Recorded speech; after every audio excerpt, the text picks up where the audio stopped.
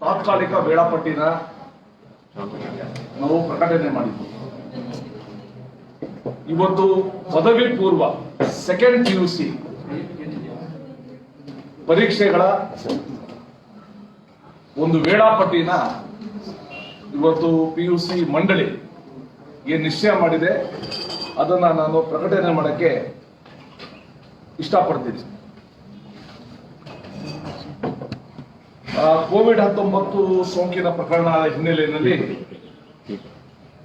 2020-21 ದ್ವಿತೀಯ PUC ತರಗತಿ ಮೊನ್ನೆ ಜನವರಿ 1ನೇ ತಾರೀಕಿಂದ ಪ್ರಾರಂಭ ಆಗಿದೆ.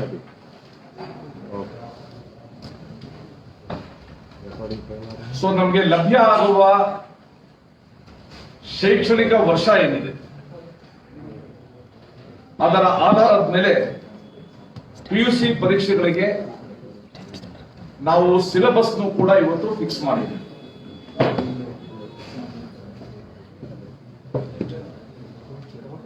ಈಗ ನಾವು ಟೈಮ್ ಟೇಬಲ್ ಏನು ನಾವು ಪ್ರಕಟಣೆ ಮಾಡ್ತೀವಿ ಅದನ್ನ PUC ನಂತರ ಏನ್ ಪರೀಕ್ಷೆಗಳಾಗುತ್ತೆ, ನೀಟ್ ಇರ್ಬೋದು, JEE ಇರ್ಬೋದು, ಆ ಒಂದು ಸ್ಪರ್ಧಾತ್ಮಕ ಪರೀಕ್ಷೆಗಳ ದಿನಾಂಕನ ನಾವು ಗಮನದಲ್ಲಿ ಇಟ್ಕೊಂಡು ಈ ಪರೀಕ್ಷೆಗಳನ್ನ ನಾವು ಮಾಡ್ತಾ ಇದ್ದೀವಿ. 2020-21 ದ್ವಿತೀಯ PUC ಪರೀಕ್ಷೆಗಳು ಮೇ 2ನೇ ವಾರದಲ್ಲಿ ಪ್ರಾರಂಭ ಆಗುತ್ತೆ ಅಂತ ನಾವು ತಾತ್ಕಾಲಿಕವಾಗಿ ಘೋಷಿಸಿದ್ವಿ. ಮೇ 2ನೇ ವಾರದಲ್ಲಿ ಸೆಕೆಂಡ್ PUC, ಜೂನ್ 1ನೇ ವಾರದಲ್ಲಿ SSLC ಅಂತ. ಈಗ ಅದನ್ನ ರೀಶೆಡ್ಯೂಲ್ ಮಾಡಿ ದ್ವಿತೀಯ PUC ಪರೀಕ್ಷೆಗಳು ಮೇ 24ರಿಂದ ಜೂನ್ 6ರವರೆಗೆ, ಜೂನ್ 10th ವರೆಗೆ, ಸಾರಿ May 24th to June 10th ಅದು ನಡೆಯಲಿದೆ. ಇದು ಕೂಡ ಡೇಟ್ ಬಗ್ಗೆ ಏನಾದರೂ ಆಕ್ಷೇಪಣೆ ಇದ್ರೆ ಆಕ್ಷೇಪಣೆಗೆ ಅವಕಾಶ ಇದೆ. 24ನೇ ತಾರೀಕು ಮೊದಲನೇ ಪರೀಕ್ಷೆ ಫಿಸಿಕ್ಸ್ ಇರುತ್ತೆ. ಫಿಸಿಕ್ಸ್ ಮತ್ತೆ ಹಿಸ್ಟರಿ, ಫಿಸಿಕ್ಸ್ ಮತ್ತೆ ಹಿಸ್ಟರಿ ಇರ್ತದೆ 24ನೇ ತಾರೀಕು. 25ನೇ ತಾರೀಕು ಈ ಮೈನಾರಿಟಿ ಲ್ಯಾಂಗ್ವೇಜಸ್ ಅಂತ ಏನಿದೆ ಅದು ತಮಿಳ್ ಇರ್ಬೋದು, ತೆಲುಗು ಇರ್ಬೋದು, ಮಲಯಾಳಂ, ಮರಾಠಿ, ಅರೇಬಿಕ್, ಫ್ರೆಂಚ್ ಯಾರು ತಗೊಂಡಿರ್ತಾರೆ ಅವ್ರಿಗೆ ಆ language exam 25th of May.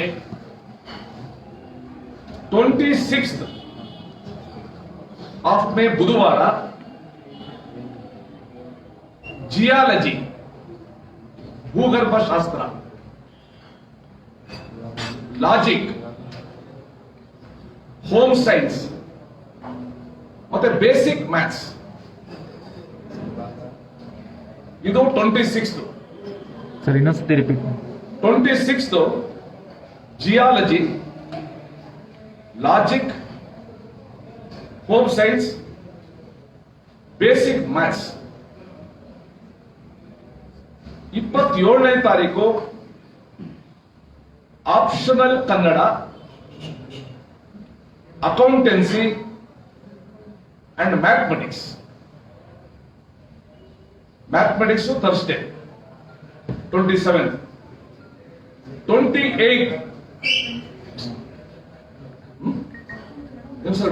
27 optional Kannada, accountancy and mathematics.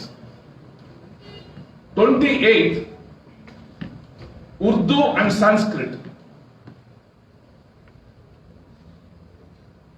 29th Saturday political science. 30ನೇ ತಾರೀಕು ಭಾನುವಾರ. 31ನೇ ತಾರೀಕು ಕೆಮಿಸ್ಟ್ರಿ, ಬಿಸಿನೆಸ್ ಸ್ಟಡೀಸ್, ಮತ್ತೆ ಎಜುಕೇಶನ್ ಅದು ಒಂದು ಸಬ್ಜೆಕ್ಟ್ ಇದೆ. 1ನೇ ತಾರೀಕು ಬಹಳ ಆಶ್ಚರ್ಯ ಆಗೋದು ನಿಮಗೆ, Karnataka music, Hindustani music.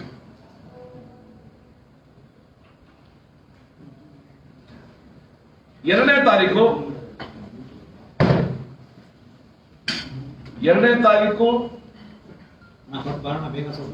June 2 June psychology, biology,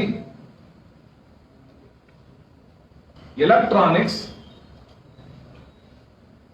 computer science.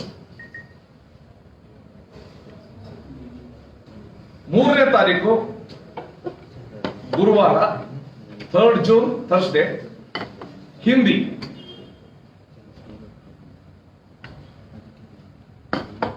4th June Friday economics.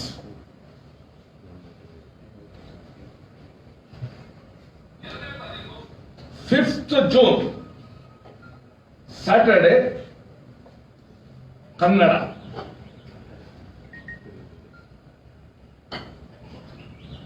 6ನೇ ತಾರೀಕು ಭಾನುವಾರ ರಜಾ. 7ನೇ ತಾರೀಕು 7th ಜೂನ್ ಇಂಗ್ಲಿಷ್.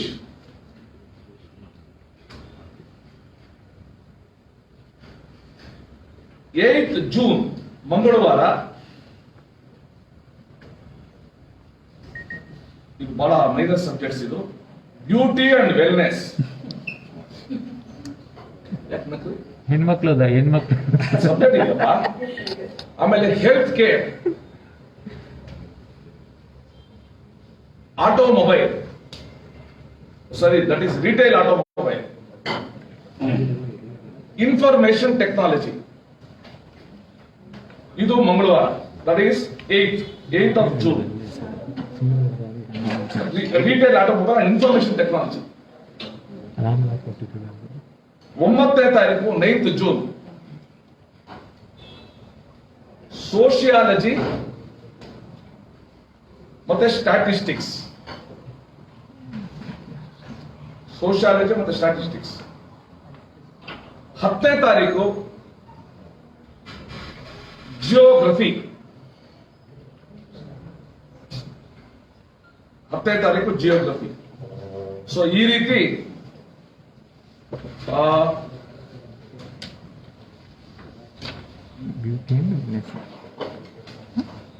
ಮೇ 24ನೇ ತಾರೀಕಿಂದ ಜೂನ್ 10ನೇ ತಾರೀಕುವರೆಗೂ PUC ಪರೀಕ್ಷೆಗಳು ನಡೆಯುತ್ತೆ. ಹೇಳಿದ್ನಲ್ಲ, ಜೂನ್ 2ಕ್ಕೆ. ಸೊ ಕಳೆದ ವರ್ಷ ನಮ್ದು ಮಾರ್ಚ್ 3ನೇ ತಾರೀಕು PUC ಎಕ್ಸಾಮ್ ಪ್ರಾರಂಭ ಆಗಿತ್ತು. ಮಾರ್ಚ್ 23 ಮುಗಿಬೇಕಾಗಿತ್ತು. ಕಡೇ ಪೇಪರ್ ಇಂಗ್ಲಿಷ್ ಪೇಪರ್. ಕರ್ಫ್ಯೂ ಬಂದಿದ್ದಕ್ಕೆ, ಲಾಕ್ಡೌನ್ ಬಂದಿದ್ದಕ್ಕೆ ಅದೊಂದು ಪೇಪರ್ ನಾವು ಪೋಸ್ಟ್ಪೋನ್ ಮಾಡಿದ್ವಿ. ಅದು ಜೂನ್ 18th ನಡೀತು. ಸೊ ಈ ವರ್ಷದ ಕಡೆ ಪೇಪರ್ ಜೂನ್ 10th ನಡೀತಾ ಇದೆ, because of long Covid period. So ಎಲ್ಲಾನು ಕೂಡ ನಾವು ಯೋಚನೆ ಮಾಡಿ, ಪರಾಮರ್ಶೆ ಮಾಡಿ, ನಮ್ಮ ಎಲ್ಲ ಕಾಲೇಜು ಪ್ರಾಂಶುಪಾಲರ ಅಭಿಪ್ರಾಯ ಕೇಳಿ ಈ ಒಂದು ಟೈಮ್ ಟೇಬಲ್ ನಾವು ನಿಶ್ಚಯ ಮಾಡಿದ್ದೀವಿ. ಸೊ ಯಾರಿಗಾದ್ರೂ ಕೂಡ ಇದ್ರ ಬಗ್ಗೆ ಆಕ್ಷೇಪಣೆ ಇದ್ರೆ ಅವರು ನಮ್ಮ ಪದವಿ ಪೂರ್ವ ಮಂಡಳಿ ಮಲ್ಲೇಶ್ವರ ಅವರಿಗೆ ತಮ್ಮ ಆಕ್ಷೇಪಣೆಯನ್ನು ಸಲ್ಲಿಸಬಹುದು. ಡೇಟ್ ಸರ್, ಡೇಟ್ ಇವತ್ತಿಂದ 1 ವಾರದ ಅವಕಾಶ. ಇವತ್ತಿಂದ 1 ವಾರದ ಅವಕಾಶ.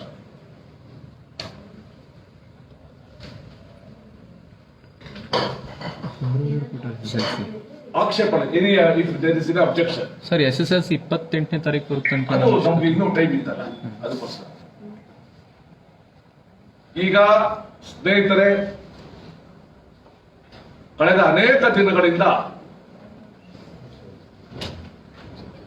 ಒಂದು ವಿಷಯ ತುಂಬಾ ಚರ್ಚೆಯಲ್ಲಿದೆ. ಅದನ್ನ ಟಾಕ್ ಆಫ್ ದಿ ಸ್ಟೇಟ್ ಅನ್ಬೋದು. ಒಟ್ಟಾರೆ ತುಂಬಾ ಚರ್ಚೆ, ತುಂಬಾ ವಾದ ವಿವಾದಗಳು ನಡೀತಾ ಇದೆ. ಈ ವಾದ ವಿವಾದಗಳ ನಡುವೆ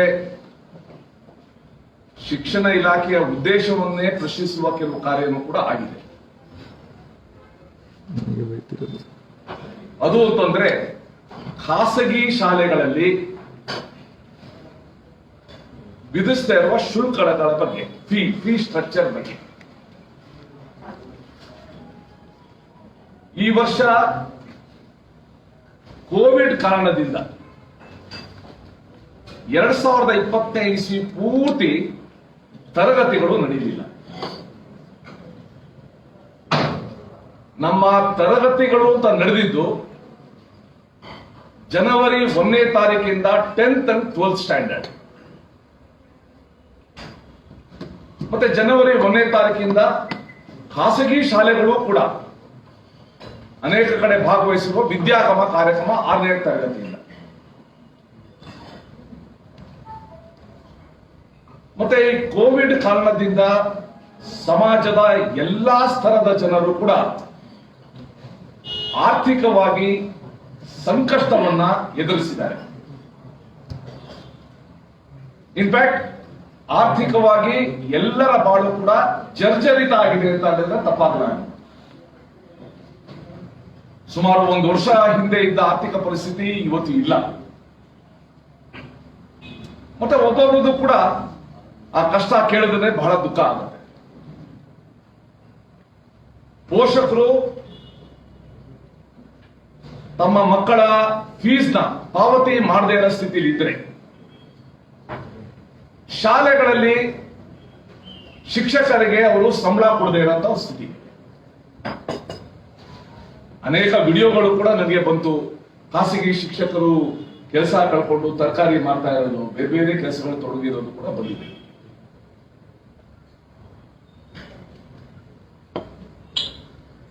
ಈಗ 2 ವಿರೋಧದ ಒಂದು ವಿಚಾರಗಳಿದೆ.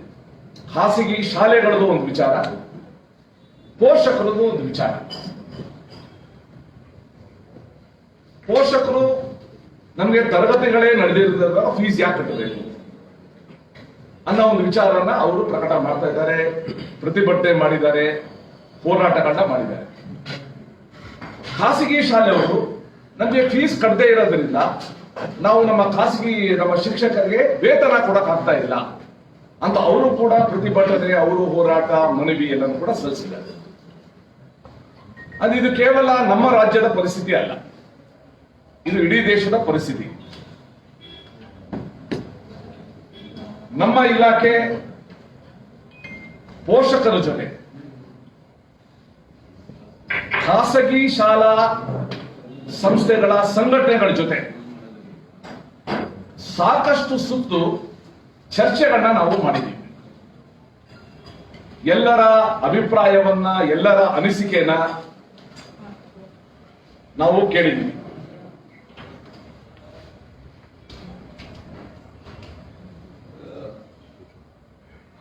ನಾವು ಹಿಂದೆ ತಮಗೆ ನೆನಪಿರ್ಬೋದು, ಆನ್ಲೈನ್ ಶಿಕ್ಷಣ ನಡೆಸಲಿಕ್ಕೆ ರಾಜ್ಯದ ಹೈಕೋರ್ಟೇ ಅನುಮತಿ ಕೊಟ್ಟಿತ್ತು.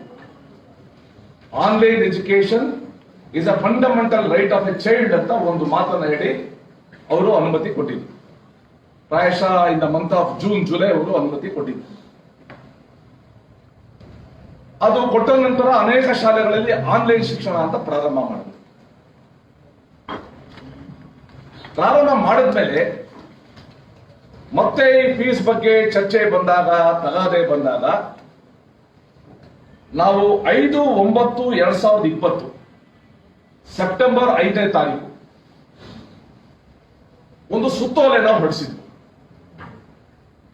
ಆ ಸುತ್ತೋಲೆ ಪ್ರಕಾರ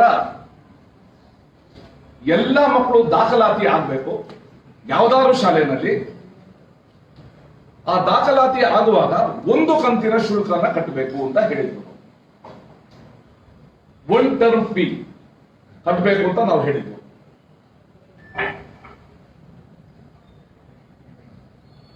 ಈಗ ಚರ್ಚೆ ಆಗ್ತಾ ಇರೋದು 2ನೇ ಟರ್ಮ್ ಫೀ ಕೇಳ್ತಾ ಇದ್ದಾರೆ ಸ್ಕೂಲ್ ಅವರು. ನಮ್ಗೆ ಆನ್ಲೈನ್ ಶಿಕ್ಷಣನ ಸ್ಥಗಿತಗೊಳಿಸ್ತಾ ಇದ್ದಾರೆ. ಅನ್ನೋ ಒಂದು ವಿಚಾರ ಇಟ್ಕೊಂಡು ಮತ್ತೆ ಇವತ್ತು ವಾದ ವಿವಾದ ತುಂಬಾ ಆಗ್ತಾ ಇದೆ. ಮತ್ತೆ ನಮ್ದು ಪರಿಸ್ಥಿತಿ ಬಹಳ ಕಷ್ಟ ಇದೆ. ಒಂದ್ಸಲ ನಮ್ಗೆ ಬಿರುದು ಬಂದಿದೆ, ಖಾಸಗಿ ಶಾಲೆಗಳ ಕತ್ತು ಇಸುಕುತ್ತಿದ್ದಾರೆ ಅಂತ. ಇನ್ನೊಂದ್ಸಲ ಬಿರುದು ಬಂದಿದೆ, ಖಾಸಗಿ ಶಾಲಾ ಲಾಬಿಗೆ ಶರಣಾಗಿದ್ದಾರೆ ಅಂತ. ನಾನು ಒಂದನ್ನ ಸ್ಪಷ್ಟಪಡಿಸಕ್ಕೆ ಇಷ್ಟಪಡ್ತೀನಿ, ಶಿಕ್ಷಣ ಇಲಾಖೆ ಇರೋದು ಯಾರ ಕತ್ತು ಇಸ್ಕೋಕ್ಕೂ ಅಲ್ಲ, ಮತ್ತೆ ಯಾವ ಲಾಬಿಗೂ ಕೂಡ ಶರಣಾಗಿಲ್ಲ, ಆಗೋದಿಲ್ಲ. ನಾನು ಹಿಂದೆ ಒಂದು ನನ್ನ ಅನಿಸಿಕೆಯನ್ನ ವ್ಯಕ್ತಪಡಿಸಿ ಒಂದು ಪೋಸ್ಟ್ ಮಾಡಿದ್ದೆ. ನಾನು ಈ ಶಾಲೆಗಳಿಗೆಲ್ಲನೂ ಕೂಡ ಆ ಪೋಷಕರು ಇದೇ ಶಾಲೆ ಬೇಕು ಅಂತ ಸೇರಿಸಿದ್ದಾರೆ. ಅನೇಕ ಶಾಲೆಗೆ ರಾತ್ರಿ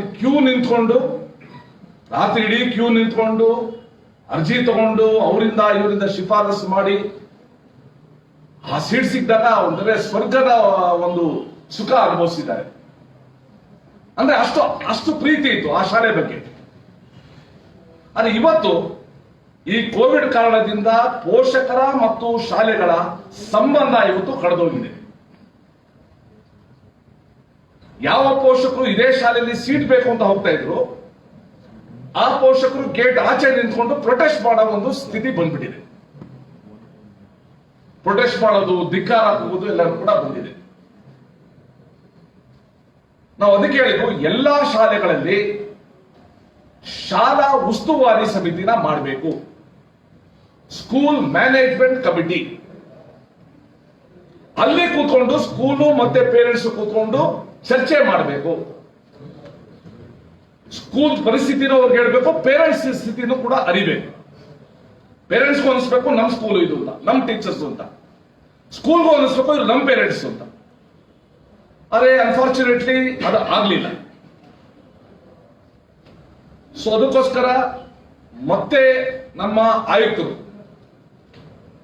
ಕಳೆದ ತಿಂಗಳು ಇದೇ ಜನವರಿನಲ್ಲೇ 15 ಎಲ್ಲದೂ ಕೂಡ ಪೋಷಕರ ಸಂಘಟನೆ, ಖಾಸಗಿ ಶಾಲೆಗಳ ಸಂಘಟನೆ ಅವರೆಲ್ಲ ಕರೆದು ಇದೇ ರೂಮಲ್ಲಿ ಚರ್ಚೆ ಮಾಡಿದ್ದಾರೆ.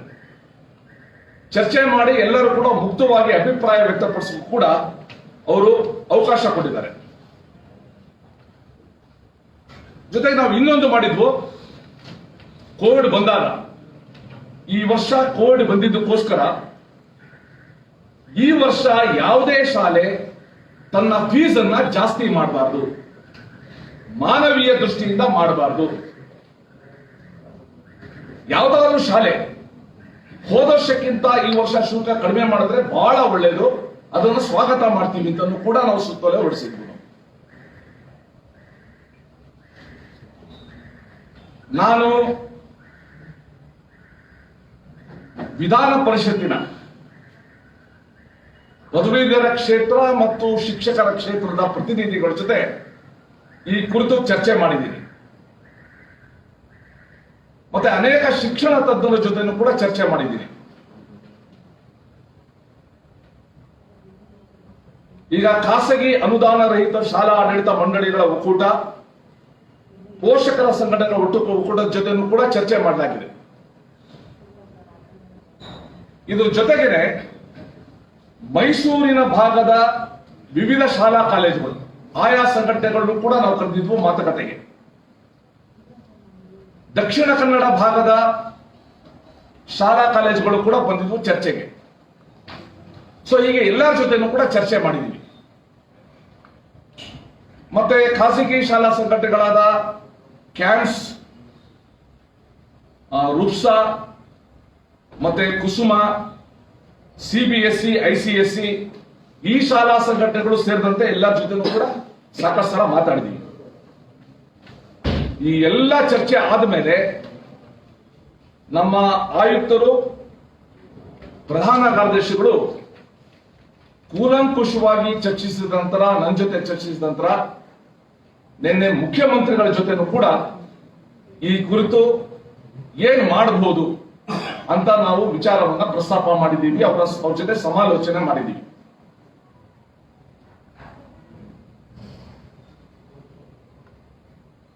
ಈ ಒಂದು ಸಂದರ್ಭದಲ್ಲಿ ನಾನು ಒಂದು ಹೇಳಕ್ ಇಷ್ಟಪಡ್ತೀನಿ, ನಾವು ಏನೇ ಸೂತ್ರ ತಂದ್ರೂ ಕೂಡ ಎಲ್ಲರಿಗೂ ಕೂಡ 100% ಸಮಾಧಾನ ಆಗೋದಿಲ್ಲ.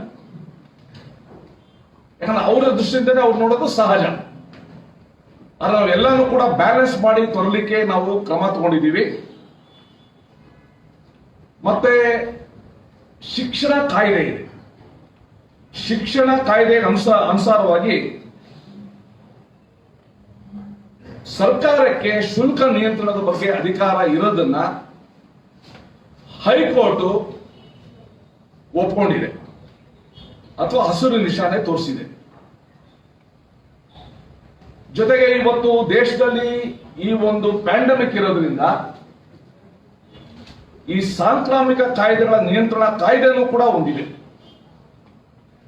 ಆ ಕಾಯ್ದೆನಲ್ಲಿರೋದು ಕೂಡ ನಾವು ಸ್ಟಡಿ ಮಾಡಿದ್ದೀವಿ. ಆಗ ಸರ್ಕಾರ ಏನ್ ಮಾಡಬಹುದು ಅಂತ. ಸೊ ಈ ಹಿನ್ನೆಲೆಯಲ್ಲಿ ನಾವೊಂದು ನಿರ್ಧಾರಕ್ಕೆ ಬಂದಿದ್ದೀನಿ. ವೈಯಕ್ತಿಕವಾಗಿ ನಾನು ಹೇಳಬೇಕು ಅಂತಂದ್ರೆ, ಕಳೆದ 1 ವರ್ಷದಲ್ಲಿ ಅನೇಕ ಸವಾಲುಗಳನ್ನ ನಾನು ಎದುರಿಸಿದ್ದೀನಿ. ಒಂದಾದ್ಮೇಲೆ ಒಂದು ಸವಾಲು. ಆ ಸವಾಲುಗಳೇ ಬೇರೆ, ಈ ಸವಾಲುಗಳೇ ಬೇರೆ.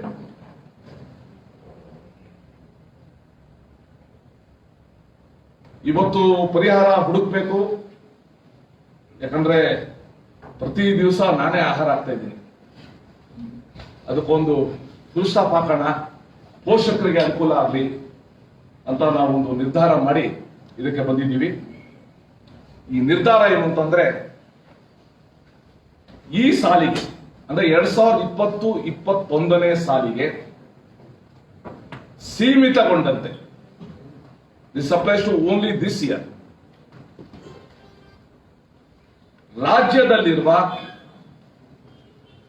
ಯಾವುದೇ ಮಾದರಿಯ ಶಾಲೆ, ಯಾವುದೇ ಮಾದರಿಯ ಪಠ್ಯಕ್ರಮವನ್ನು ಬೋಧಿಸುವ ಶಾಲೆ, ಅದೇ ಸ್ಟೇಟ್ ಸಿಲೆಬಸ್ ಇರ್ಬೋದು, CBSE ಇರ್ಬೋದು, ICSE ಇರ್ಬೋದು, ಯಾವುದೇ ಪಠ್ಯಕ್ರಮವನ್ನು ಬೋಧಿಸುವ ಶಾಲೆಗಳು ಕಳೆದ ಸಲ 19-20ರಲ್ಲಿ ಏನು ಬೋಧನಾ ಶುಲ್ಕ ತಗೊಂಡಿದ್ರು, ಟ್ಯೂಷನ್ ಫೀ, ಆ ಟ್ಯೂಷನ್ ಫೀದು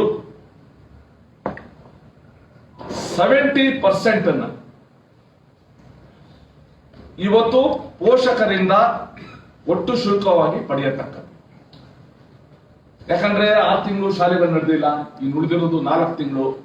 ಆದ್ರೆ ಅವರು ಕೂಡ ಶಿಕ್ಷಕರಿಗೆ ವೇತನ ಕೊಡಬೇಕು, ಶಿಕ್ಷಕರಿಗೆ ಸಂಬಳ ಕೊಡಬೇಕು. ಈ ಬಾರಿ ಈ ಅವಧಿ ಶುಲ್ಕ ಅಂತ ಹೇಳ್ತೀವಿ, ಟರ್ಮ್ ಫೀ, ಬೋಧನಾ ಶುಲ್ಕ ಜೊತೆ ಅದನ್ನ ಈ ಬಾರಿ ಈ ಬೋಧನಾ ಶುಲ್ಕವನ್ನ ಹೊರತುಪಡಿಸಿ ಇದು ಯಾವುದೇ ಅಭಿವೃದ್ಧಿ ಶುಲ್ಕವನ್ನ ವಸೂಲು ಮಾಡಬಾರದು. ಇದೊಂಥರ let us leave and let leave, ಆ ರೀತಿ ಒಂದು ಪ್ರಿನ್ಸಿಪಲ್ ಇದೆ. ಮತ್ತೆ ಅನೇಕ ಶಾಲೆಗಳು ಬೇರೆ ಬೇರೆ ಟ್ರಸ್ಟ್ಗಳಿಗೆ ಡೊನೇಷನ್ ತಗೊಳ್ತಾರೆ, ಅದನ್ನು ಕೂಡ ಈ ವರ್ಷ ತಗೊಳ್ಬಾರದು. ಒಂದು ಇದನ್ನು 70% ಅನ್ನೋದಿದೆಯಲ್ಲ ಸರ್, ಕಳೆದ ವರ್ಷದ ಫೀಸ್ ನಲ್ಲಿ ಕಳೆದ ವರ್ಷದ ಟ್ಯೂಷನ್ ಫೀ ಅದರಲ್ಲಿ 70%. 10,000 ಅಂದ್ರೆ 7,000. ಹೌದು.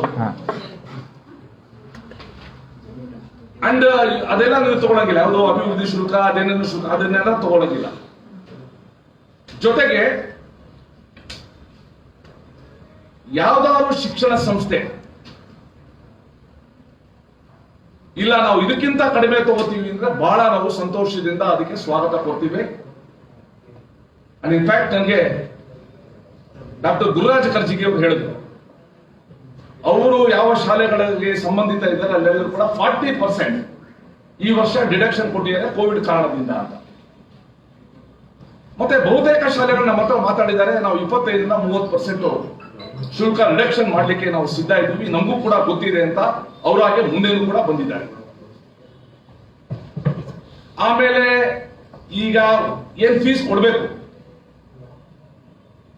ಇನ್ನ ಕೆಲವು ಶಾಲೆಗಳು ಹೇಳಿದ್ರು, ದಯವಿಟ್ಟು ನೀವು ಇಂಟರ್ಫಿಯರ್ ಆಗ್ಬೇಡಿ, ನಮ್ಮ ಶಾಲೆಗೆ ಯಾರು ಬಡತನ ಅಂತ ಬರ್ತಾರೆ, ಯಾರು ಕಷ್ಟ ಅಂತ ಬರ್ತಾರೆ, ನಾವೇ ಅವ್ರಿಗೆ ಕೊಡ್ತೀವಿ ಅಂತ ಕೂಡ ಅವ್ರು ಹೇಳಿದ್ದಾರೆ.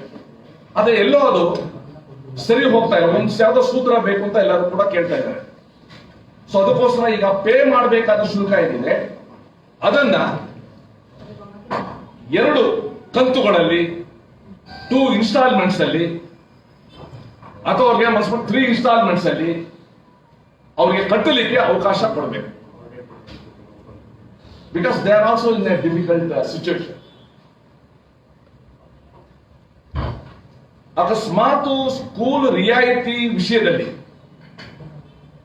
ಪೋಷಕರು ಮತ್ತೆ ಶಾಲೆಗಳಲ್ಲಿ ಏನಾದರೂ ತಕರಾರು ಬಂದರೆ, ವಿವಾದ ಉಂಟಾದರೆ ಅದನ್ನ ಪರಿಹರಿಸುವ ನಿಟ್ಟಿನಲ್ಲಿ ಡಿಸ್ಟ್ರಿಕ್ಟ್ ಲೆವೆಲ್ ಅಲ್ಲಿ, ಸ್ಟೇಟ್ ಲೆವೆಲ್ ಅಲ್ಲಿ ಒಂದು ಅಧಿಕಾರಯುಕ್ತ ಸಮಿತಿನ ರಚಿಸಿ ಅದರ ಮುಖಾಂತರ ದೂರನ್ನ ಪರಿಹಾರ ಮಾಡೋ ಕ್ರಮ ನಾವು ತಗೊಳ್ತೀವಿ.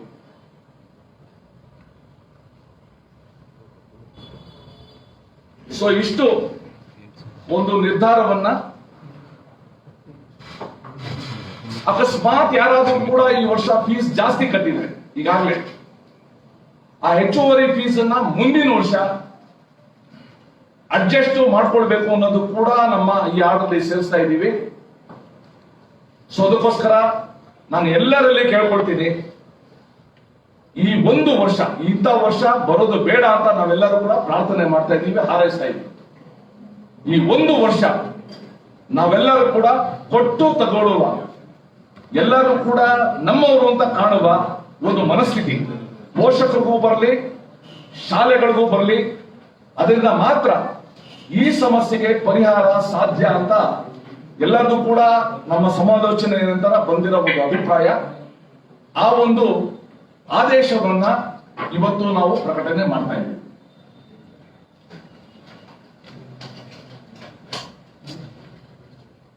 ಸರ್, ಈಗ ನೀವು ಆದೇಶ ಹೊರಡಿಸಿದಾದ್ಮೇಲೆ ನೀವು ಹೇಳಿ ಸಮಿತಿ, ಜಿಲ್ಲಾ ಸಮಿತಿ ಅಂತ, ಅದನ್ನ ಯಾರು ಮಾನಿಟರ್ ಮಾಡ್ತಾರೆ? ಮತ್ತೆ ಅದನ್ನೆಲ್ಲ ಕೂಡ ಶಿಕ್ಷಣ ಇಲಾಖೆ ಅನೌನ್ಸ್ ಮಾಡುತ್ತೆ. ಯಾವುದು ಅಧಿಕಾರದಿಂದ ಕೂಡಿರೋ ಒಂದು ಸಮಿತಿ ಯಾವ್ದಿರುತ್ತೆ ಅನ್ನೋದನ್ನೆಲ್ಲ ಅದರ ಡೀಟೇಲ್ಸ್ ಅವರು ಎಕ್ಸ್ಪ್ಲೈನ್ ಮಾಡ್ತಾರೆ. ಟರ್ಮ್ ಫೀಸು ಡೊನೇಷನ್ ಇಲ್ಲ ಅಂತ ಹೇಳ್ತಿದ್ರು ಸರ್. ಅದಾದ್ಮೇಲೆ ಈಗ ಕಂಪ್ಯೂಟರ್ ಫೀಸು ಅದು ಇದು ಅಂತೆಲ್ಲ ತಗೋತಾ ಇದ್ದಾರೆ. ಕ್ಲಿಯರ್ ಕಟ್ ಆಗಿ ಓನ್ಲಿ ಬೋಧನಾ ಶುಲ್ಕ ಮಾತ್ರ ಪಡಿಬೇಕು ಅನ್ನೋಂಥ ಸರ್ಕಾರದ ಆದೇಶನ. ನೋಡಿ, ಶುಲ್ಕಗಳ ವಿಷಯಕ್ಕೆ ಬಂದಾಗ ಬೋಧನಾ ಶುಲ್ಕ ಅಂತ ಹೇಳಿದ್ರೆ ಆನ್ಯುವಲ್ ಫೀ ಅಂತ ಏನು ಸಾಮಾನ್ಯವಾಗಿ ಮಾತಾಡ್ತಾರೆ, ಅದರಲ್ಲೇ ಕೆಲವು ಶುಲ್ಕಗಳು ಒಳಗೊಂಡಿರುತ್ತೆ.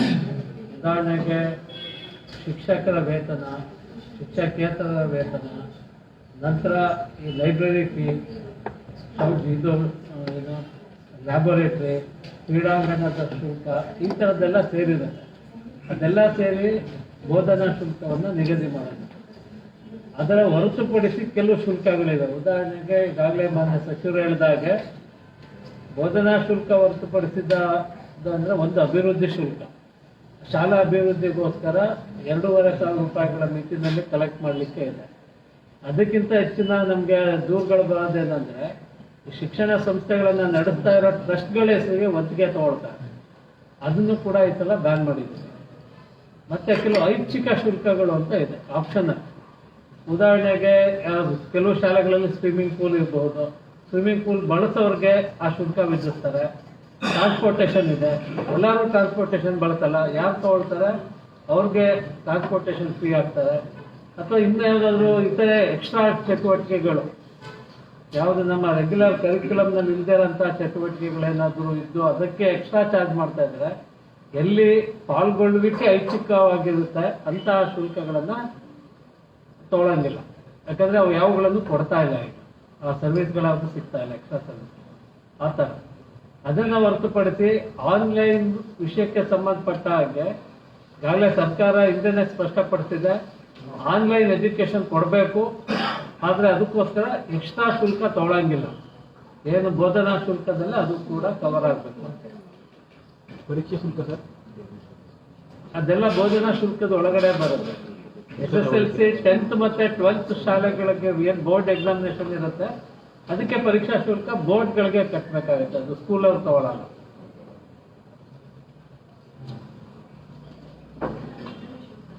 Okay, thank you very much. ಶಾಲೆಯಲ್ಲಿ ನಡೆದಿರುವಂತಹ ಹಿಂಸಾಚಾರ ಪೂರ್ವ ನಿಯೋಜಿತ thank you very much. Sir ಒಂದು ಕ್ವಶನ್ ಇದೆ ಸರ್. ನಮ್ದು ಇಂಪಾರ್ಟೆಂಟ್ ಅಲ್ಲ ಬೇರೆ